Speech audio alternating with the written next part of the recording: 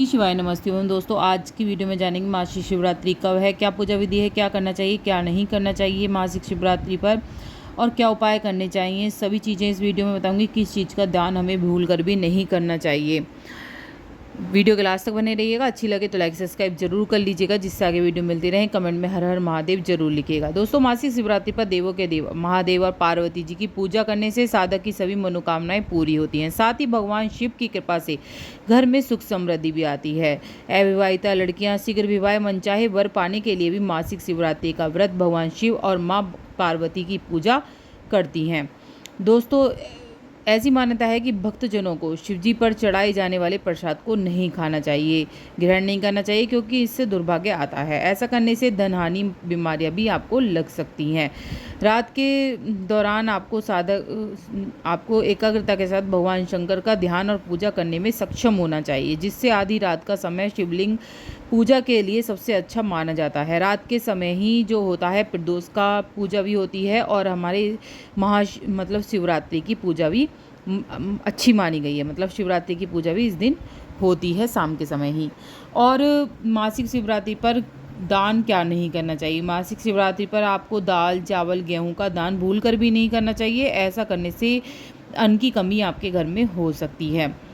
और मासिक शिवरात्रि पर रात के 4 पहर के दौरान भगवान शिव की पूजा करने की परंपरा है। ऐसा माना जाता है कि भगवान शिव का देवी पार्वती से विवाह चतुर्दशी की रात्रि में ही हुआ था। रात्रि के दौरान साधक की एकाग्रता के साथ भगवान शंकर का ध्यान और पूजा करना में सक्षम होते हैं। इसलिए आधी रात का समय शिवलिंग पूजा के लिए सबसे उत्तम माना गया है। आप शाम के समय भी कर सकते हैं। प्रदोष की तरह ही जो महाशिवरात्रि की पूजा होती है वो शाम के समय ही होती है। शिवलिंग पर कभी भी तुलसी दल न चढ़ाएं। शिवलिंग पर दूध चढ़ाने से पहले आपको ध्यान रखें कि पैकेट का दूध इस्तेमाल नहीं करना है। आपको शिवलिंग पर ठंडा दूध ही चढ़ाएं। अभिषेक हमेशा ऐसे पात्र से ही करना है जो सोना चांदी कांसे का बना हो। अभिषेक के लिए कभी भी स्टील प्लास्टिक के बर्तनों का प्रयोग आपको नहीं करना है। भगवान शिव को भूल कर भी केतकी और चंपा फूल नहीं चढ़ाएं। ऐसा कहा जाता है कि इन फूलों को भगवान शिव ने स्थापित किया हुआ है और केतकी का फूल सफ़ेद होने के बावजूद भोलेनाथ की पूजा में भी नहीं चढ़ाया जाता है। भगवान शिव की पूजा में भूल कर भी टूटे हुए चावल भी नहीं चढ़ाने हैं। अक्षत का मतलब होता है अटूट चावल। यह पूर्णता का प्रतीक है, इसलिए शिवजी जी को अक्षत चढ़ाते समय ये देख ले कि चावल का कोई भी दाना टूटा हुआ नहीं होना चाहिए।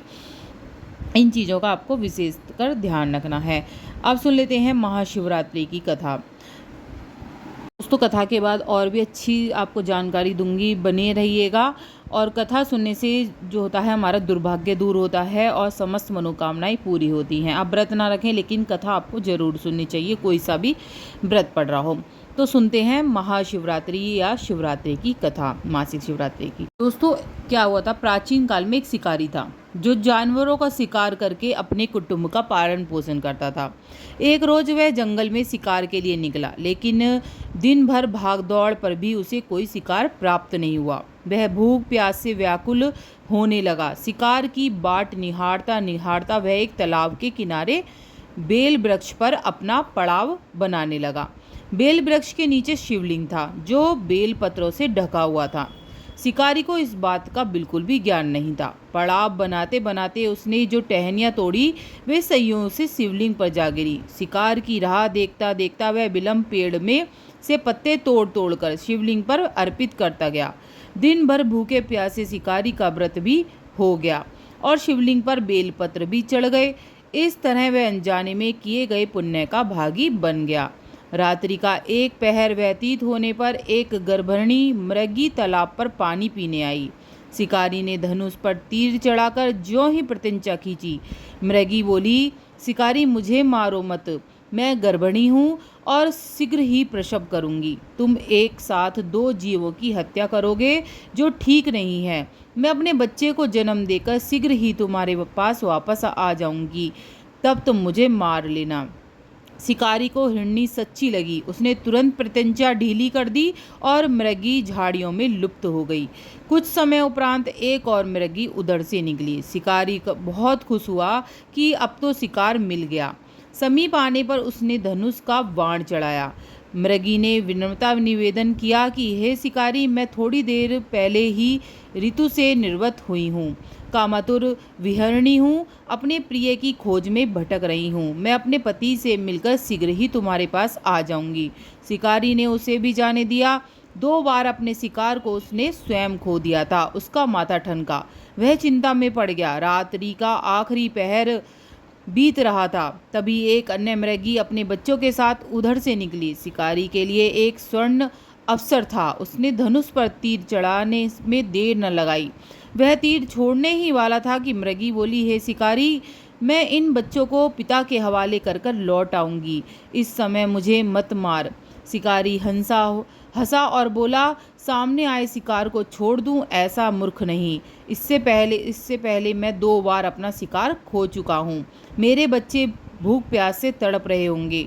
उत्तर में मृगी ने फिर कहा, जैसे तुम्हें अपने बच्चों की ममता सता रही है, वैसे ही मुझे भी अपने बच्चों की चिंता है। इसलिए सिर्फ बच्चों के नाम पर मैं थोड़ी देर के लिए जीवन दान मांग रही हूँ। हे शिकारी, मेरा विश्वास कर, मैं इन्हें इनके पिता के पास छोड़कर तुरंत लौटने की प्रतिज्ञा करती हूँ। मृगी का दीन स्वर सुनकर शिकारी को उस पर भी दया आ गई। उसने उस मृगी को भी जाने दिया। शिकार के अभाव में बेल वृक्ष का बैठा शिकारी बेल पत्र तोड़ तोड़ कर नीचे फेंकता जा रहा था। पाँव फटने को हुई तो एक हष्ट-पुष्ट मृग उसे रास्ते में आया। शिकारी ने सोच लिया कि इसका शिकार तो अवश्य ही करूंगा। शिकारी की तनी प्रत्यंचा देख मृग विनीत स्वर में बोला, हे शिकारी भाई, यदि तुमने मुझसे पूर्व आने वाली 3 मृगियों तथा छोटे छोटे बच्चों को मार डाला तो मुझे भी मारने में विलम्ब न करो, ताकि उनके वियोग से मुझे एक क्षण भी दुख न सहना पड़े। मैं उन मृगियों का पति हूँ। यदि तुमने उन्हें जीवन दान दिया है तो मुझे भी कुछ क्षण जीवन दान देने की कृपा करो। मैं उनसे मिलकर सामने तुम्हारे उपस्थित हो जाऊंगा। मृग की बात सुनते ही शिकारी के सामने पूरी रात का घटनाक्रम चक्र घूम गया। उसने सारी कथा मृग को सुना दी। तब मृग ने कहा, मेरी 3 पत्नियां जिस प्रकार प्रतिज्ञाबद्ध होकर गई हैं, मेरी मृत्यु से अपने धर्म का पालन नहीं कर पाएंगी। अतः जैसे तुमने उन्हें विश्वास पात्र मानकर छोड़ा है, वैसे ही मुझे भी जाने दो।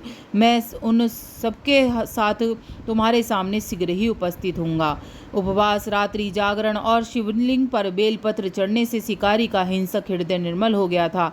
उसे भगवत शक्ति का आभास हो गया था। धनुष तथा बाण उसके हाथ से सहज ही छूट गए। भगवान शिव की अनुकंपा से उसका हिंसक हृदय करुण भाव से भर गया। वह अपने अतीत के कर्मों को याद करके पश्चाताप की ज्वाला में जलने लगा। थोड़ी ही देर बाद मृग सपरिवार शिकारी के समक्ष उपस्थित हो गया ताकि वह उनका शिकार कर सके। किंतु जंगली पशुओं की ऐसी सत्यता और सात्विकता और सामूहिक प्रेम भावना देखकर शिकारी को बड़ी गिलानी हुई। उसने नेत्रों से आंसू की झड़ी लगा दी। उस मृग परिवार को न मारकर शिकारी ने अपने कठोर हृदय को जीव हिंसा से हटा सदा के लिए कोमल हृदयालु बना लिया। देवलोक से समस्त देव समाज भी इस घटना को देख रहा था। घटना की परिणति होते ही देवी देवताओं ने पुष्प वर्षा करनी शुरू कर दी। तब शिकारी और मृग परिवार मोक्ष को प्राप्त हो गए और उस दिन महाशिवरात्रि का ही दिन था, इसलिए उसे मोक्ष की प्राप्ति हुई। इस तरह जो कोई भी सोमवार का या भोले बाबा का कोई भी व्रत करता है, प्रदोष का, मासिक शिवरात्रि का, उसकी सभी मनोकामनाएं भोले बाबा बहुत ही जल्दी पूरी करते हैं। जैसे अब सावन आ रहा है, सारी वीडियो मेरे चैनल पे हैं, ज़रूर देखिएगा और अपडेट देती रहूँगी। सब्सक्राइब करके ज़रूर रखिएगा। अब जान लेते हैं मासिक शिवरात्रि कब कब पड़ेगी। पहले बता देती हूँ, सारी मासिक शिवरात्रि बताऊँगी मैं। पहले बता देती हूँ जो मासिक शिवरात्रि पड़ रही है जुलाई की, वो 4 जुलाई को पड़ेगी, गुरुवार के दिन पड़ेगी आषाढ़ की मासिक शिवरात्रि। इसके बाद पड़ेगी 2 अगस्त को शुक्रवार के दिन। इसके बाद पड़ेगी 1 सितंबर को 2024 रविवार के दिन। इसके बाद भादों की पड़ेगी 30 सितंबर को पड़ेगी 2024 सोमवार के दिन। इसके बाद आश्विन मासिक शिवरात्रि पड़ेगी 30 को, इसके बाद बुधवार के दिन। और फिर कार्तिक मासिक शिवरात्रि पड़ेगी 29 सितंबर को शुक्रवार के दिन। बस इतना ही। वीडियो उपयोगी लगे तो लाइक सब्सक्राइब जरूर कर लीजिए, जिससे आगे वीडियो मिलती रहे। हर हर महादेव।